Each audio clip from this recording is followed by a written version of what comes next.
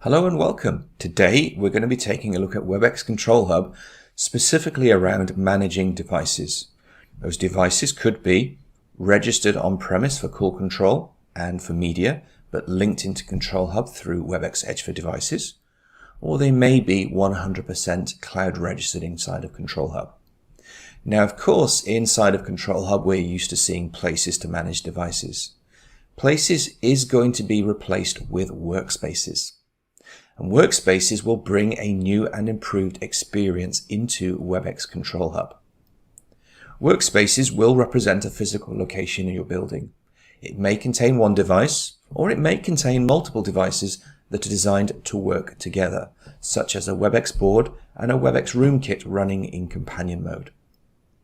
Workspace details show usage, settings, and environmental status for that physical location to help you make decisions to improve the use and cost of that particular space.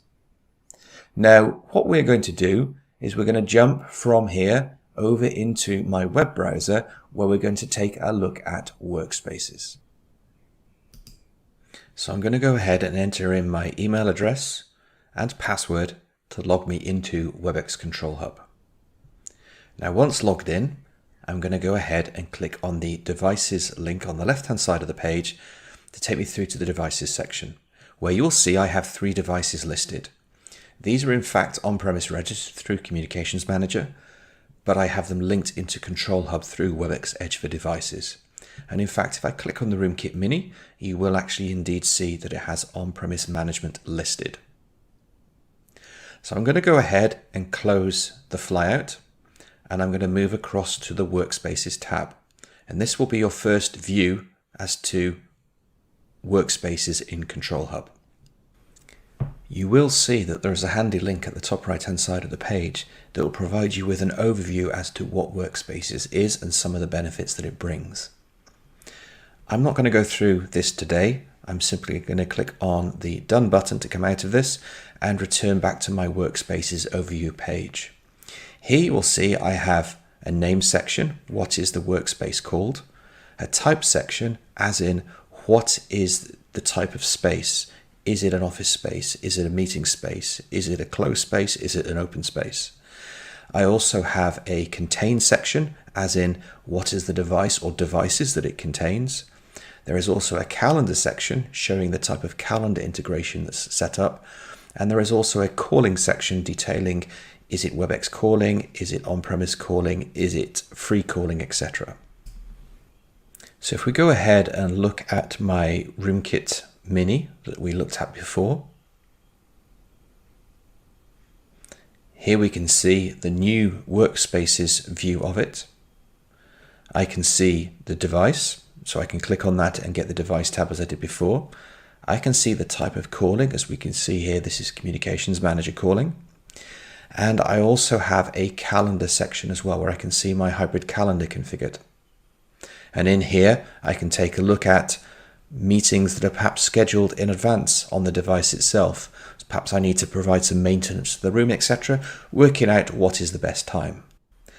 I can also go and edit some of the details associated with the workspace. For example, I could change the ideal capacity. I have mine listed as 2. I'm going to change that down to 1. It's a Room Kit Mini, of course, that might be 3 or 4 that you have around it as well. I happen to have mine set up as an open space. Of course, it might be that it's a focus space that you have it in instead, in which case you could click on focus and that will return you back to the main page. And if I wanted to, I could actually upload a picture of the workspace as well. Once I've done that, I simply click on save. Now, of course, the Room Kit Mini has a number of sensors built into it, such as being able to detect noise and also people. So here you can see that it says device is idle and that the space is vacant. If I actually move around and stand in front of my unit, the people count sensor will pick up that there's somebody standing there, and that will change to show that there is one person standing in front of the device itself. So here we can see it says 1 occupant. If I take the device into a call, it will reflect an update automatically into Control Hub to say, okay, the device is now in a call, but with 1 occupant, and the real-time metrics for the sound levels will adjust appropriately. Of course, once I have finished, the device will itself reflect that it is now idle again, but again, the room may stay occupied because I'm physically working in there, and again, it's still showing as one occupant. So for this demonstration, all of my devices were already registered. However, what I'm going to do now is I'm going to go ahead and create a new workspace. So click on Workspaces, click on Add Workspace, and I'm going to be adding in a DX80. So I'm going to call it Home Office. I'm going to set the type as desk because it's on my desk, and I'm going to put the capacity as 1. Click on Next. I'm going to select it's going to be a Webex Room device. It's going to be cloud registered. Click Next. Now at this point, I could change the calling options if I had those set up. However, I'm simply going to toggle on the calendar service because I want to associate a resource mailbox with this device. So click on the slider, click on Next, and at this point I would enter in the resource mailbox that's associated or will be associated with this given device. Once I have done that, I then click on the Next button. Now, at this point, it will give me a registration code, and I need to take that registration code and feed that into my DX80 that I'm going to register through to the cloud. So the DX80 has now reported that it's registered, so I'm going to go ahead and close this, and you will now see that Control Hub is reflecting in Workspace that the DX80 is there. Click on that, and we can see information such as the calling and the calendar. I actually want to change the software version on this. I actually want to move it from being on a stable release to the preview release. So I'm going to click on the cogged wheel and change over to preview and click on done. Now we can see at the bottom that it's showing that the calendar is there. If I go and look at the view scheduled meetings, of course, this is a brand new workspace that I've created. Nothing has been scheduled for this particular workspace itself. So I'm actually going to go off and create a calendar invite and include this workspace or this resource mailbox for this workspace into an actual meeting. So that's the calendar invite sent. I'm going to go back and click on Workspaces. It takes me back to the main page to get it to refresh, come back to the actual device itself, and I'm going to scoot down to the view scheduled meetings, and you will now see in here that there is a meeting scheduled on the device. So this will update real time as needed.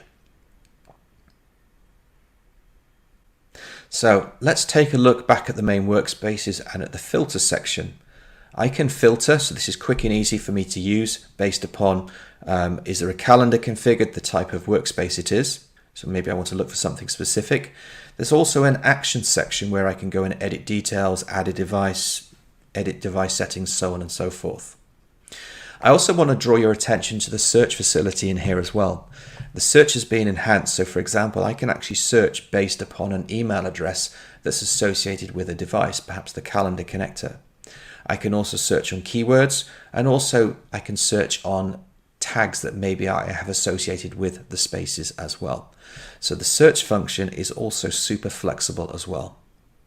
So that leaves me with wrapping up and saying thank you for taking the time to view workspaces within Webex Control Hub.